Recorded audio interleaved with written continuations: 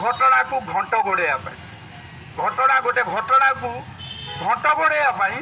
एपरी सब कुजुक्ति आसे से मनीष विवेक मरी जाए बचाई केवल बर्तमान कॉलेज जो मैनेजमेंट जो जो रही अध्यक्ष जो लेक्चरर ताको बचेगा हूँ मसुदा आ जड़े महिला मुझे आश्चर्य होगी गोटे महिला महिलार एत बड़ शत्रु केमी हो पारे से जो महिला ना कौन से ना दाम भूली जड़े टीवी रे बाइट दौर आपण मैंने देखिथे हाँ ऋतुपर्णा महांती से कौन कौन से डेरी आउला जदि सारे समीर सारे फेवर मागिले मुहरे कहले ना मुझे प्रेम करे सतरे रेप कर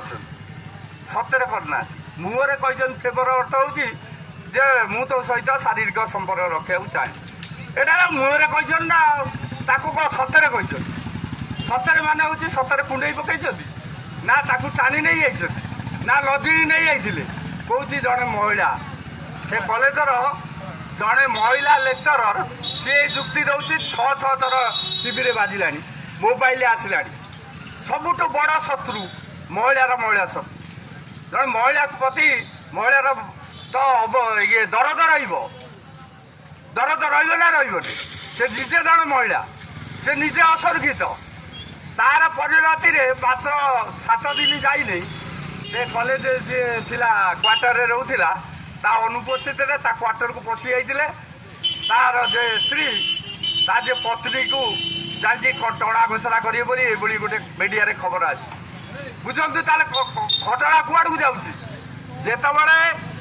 जड़े व्यक्ति न्याय आश्रय नहीं न्याय पाएना से अन्याय रास्ता जाए जो आईन रास्ता पारे ना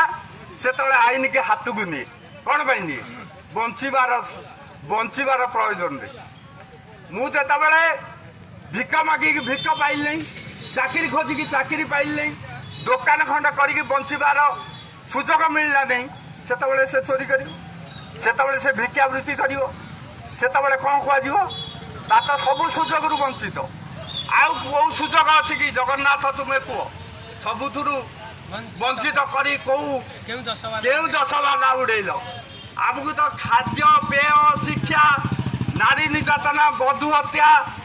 छात्र छात्री मान कॉलेज कैंपस रे बाहर कौन सुरक्षा नहीं कौन सुरक्षा नहीं कौन निरापत्ता नहीं आउ जितेबाला जो घटना घटुची ताकू जदि तुरंत समाधान कर दि जाए ताले बड़ी घटना पुनरावृत्ति होता ना जितेबाला जो ऑफिसर मान पाखे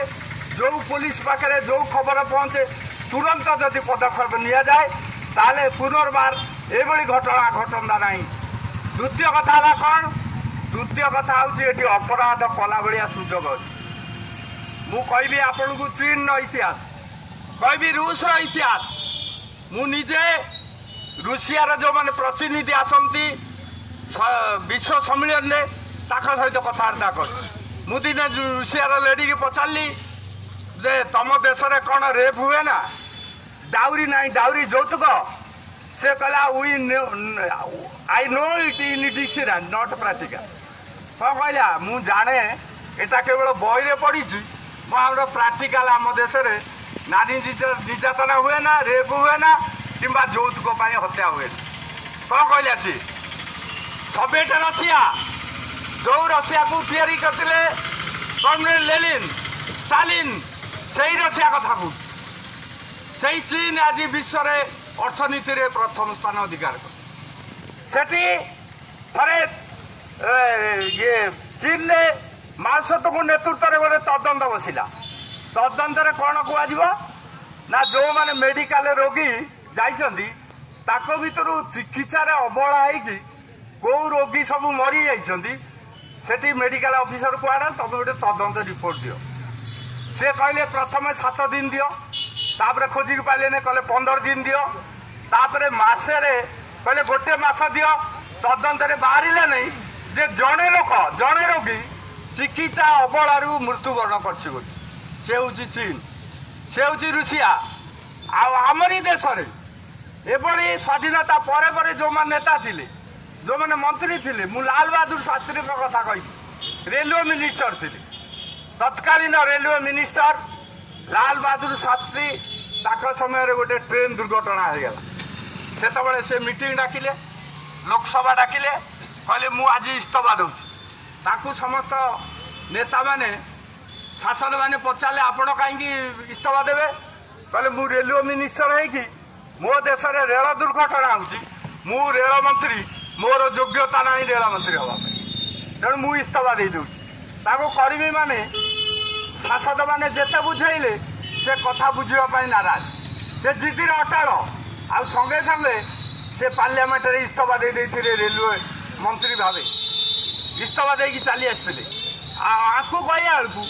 से मत कौन कहू मत कहू लज्जा मारू प्रताप षड़ी मीडिया रे प्रचार देखते आम दायित्व कौन से अवहेला ना मीडिया रे बाइट देखते सोमेश्वरी विषय घटना पोड़ी घटना आत्महत्या घटना मोर दायित्व कौन से अवहेला ना किंतु आपण मीडिया रे देखी चिठी से चिठी लिखी बालेश्वर सांसद समस्त की लिखी कई जड़े ता कथा कर बात करना शुणी ना कई जड़े बुझी ना ये परिस्थिति घटुची यही गोटे दिगरे आईन ढिला गोटे दिगरे नेता मंत्री मान प्रियाप्रीति तोषण अपर दिगरे समाज जीवन में छात्र युवक साधारण लोक ठारू आरंभ करी समस्त कर्मजीवी मान भितर नीति नैतिकता आना देखा ना विवेकर दंशन से भोग करती ना जो कथाटा से दिन यही भारत वर्ष स्वाधीनता संग्राम रे जो माने थिले मानवतावादी नेता जो माने स्वाधीनता संग्रामी ताका भितर जो प्रीति भातृत्व मातृत्व जो भौणी पणिया जो सारा देश को प्रचार देई टिके दूर रमादेवी आश्रम मालती चौधरी आश्रम अनुगुल मालती देवी जीवित अवस्था रे आमे निजे मालती देवी आश्रम रे थिलु 4 दिन थिलु आम जो लिजर मिले से आमर मीटिंग होता मालती देवी उपस्थित थे से जीवंत थी आम पचारूँ